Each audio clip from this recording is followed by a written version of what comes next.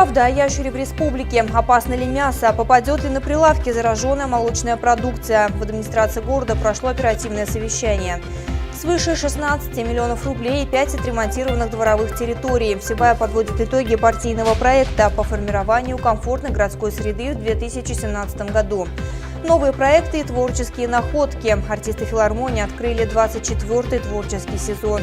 А теперь об этом более подробно. В эфире выпуск новостей в студии Лиана Кириллова. Здравствуйте. В Минсельхозе Башкортостана обсудили вопросы реализации продукции животноводства в другие регионы в связи с карантином по ящеру. Проблемы возникли не только у предприятий, попавших в карантинную зону, но и других, находящихся на безопасной территории. По мнению экспертов, проблем с реализацией быть не должно. Достаточно взять справку в ветслужбе. Что касается карантинной зоны, ситуация находится под контролем. Через 21 день по результатам ветеринарно-санитарных исследований карантин может быть снят полностью. Тем не менее, о профилактике забывать не стоит. Об этом и другом говорилось на оперативном совещании, прошедшем в городской администрации. В первых числах октября по республике прошла страшная весть. В Туймазинском районе обнаружили вирус ящера. Такого на территории региона не наблюдалось порядка 40 лет. А потому большинство жителей даже не предполагали, как выглядит заболевшее вирусом ящера животное и к чему это может привести. В результате в районе был объявлен карантин, пришлось ликвидировать около 1000 голов скота. Предварительный ущерб по оценке властей республики превысил 35 миллионов рублей.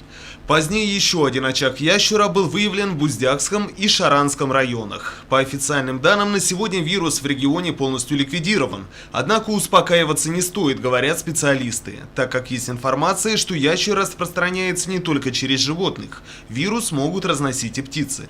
Поэтому важно проводить профилактические мероприятия. Продукты животного производства в обязательном порядке должны проходить термическую обработку. Частным хозяйствам нужно позаботиться о вакцинации своей скотины и ограничить выпас. Только так можно уберечься от опасного вируса. Наши прививки, которые мы весенне-осенний период мы проводим, они всем, кто держит сельскохозяйственных животных и домашних животных, они обязательны, потому что если не вы, кто за них будет, они сами к нам не придут. Сделайте прививку. Вот. При малейших признаках, которым я изложил, это слюнотечение, обращайтесь в ветеринарную службу или 112 позвоните. На совещании также развеяли слухи по поводу заражения вирусом продукции известной марки «Вимбельдан». Было озвучено, что Управление Роспотребнадзора по республике опровергло информацию об изъятии молочной продукции «Вимбельдан» в связи с обнаружением ящера. Выступающие на заседании отметили, что особое внимание должно уделяться учреждениям, которые организуют питание. По словам специалистов, неблагоприятная ситуация сложилась и в соседних регионах, только там уже другая инфекция. Поэтому власти республики обеспокоены не только вирусом ящера, но и тем, как не допустить распространения другой заразы на территории региона. Ринат Музафаров, Айгуль Хамитов, Руслан Кравцов, Гульгина Раскильдина, телекомпания СТВ. В республике подорожали квартиры на первичном рынке жилья. 1 квадратный метр жилья в Башкирии стоит в среднем 51 900 рублей. Таковы предварительные данные Башкортостанстата за третий квартал текущего года. По сравнению с предыдущим кварталом рост цен на первичку составил в регионе 1,7%. И наоборот, цены на вторичном рынке жилья в республике по сравнению со вторым кварталом незначительно снизились на 100 рублей за квадрат в среднем. Снижение цен на вторичку составило за это время 0,2%.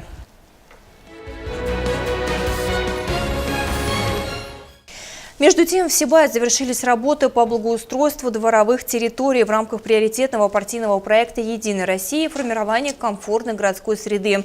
Это событие было отмечено накануне проведенным праздником двора по улице Строителей. Активисты партии озвучили основные итоги реализации, а представители объединения подростковых клубов «Ровесник» подготовили развлекательную программу. Тему продолжит Ирина Оренбургина. Пасмурная погода и дождь не стали помехой для праздника двора, который состоялся накануне по улице Строителей.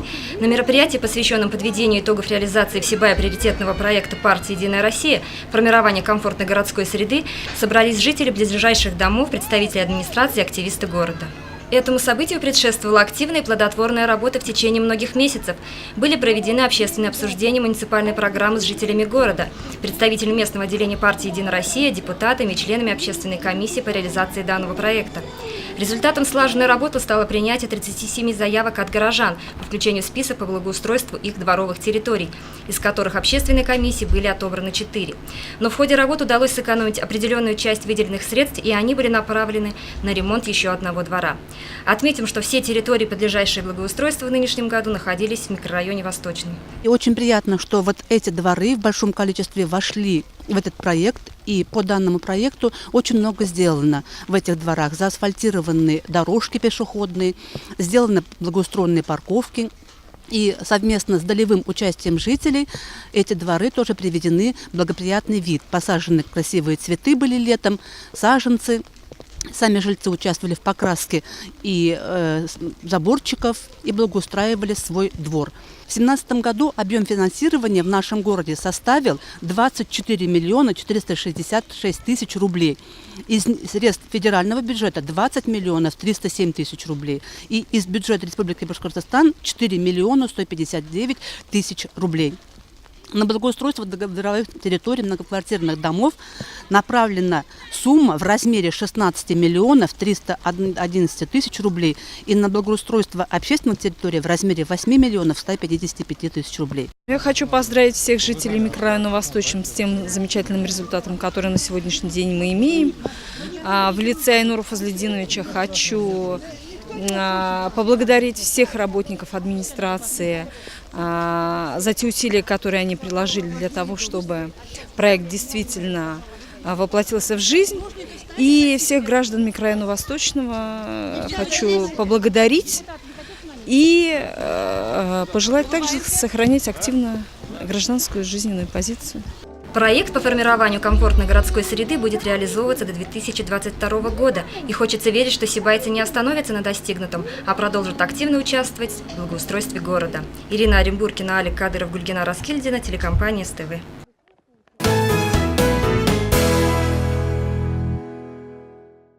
Вот уже 24 года Сибайское концертно-театральное объединение является культурным центром Зауралья, ежегодно радуя зрителей новыми проектами и творческими находками.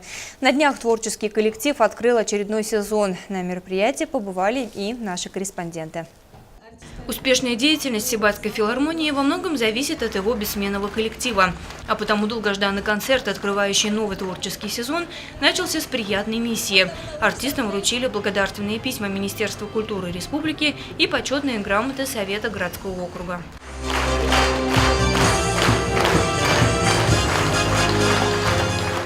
Свою деятельность творческий коллектив ведет не только в регионе. Артистов знают и любят и далеко за пределами республики.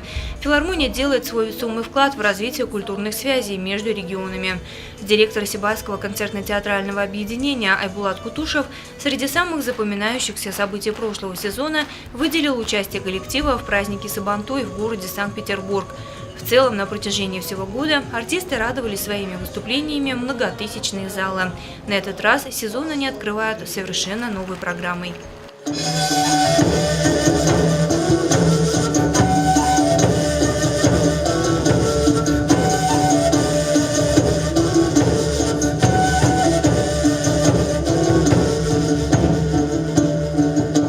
Яркие самобытные танцевальные номера стали украшением концертной программы в целом. Высокую тональность мероприятию задали вокалисты, которые, к удивлению, виртуозно сыграли на курае.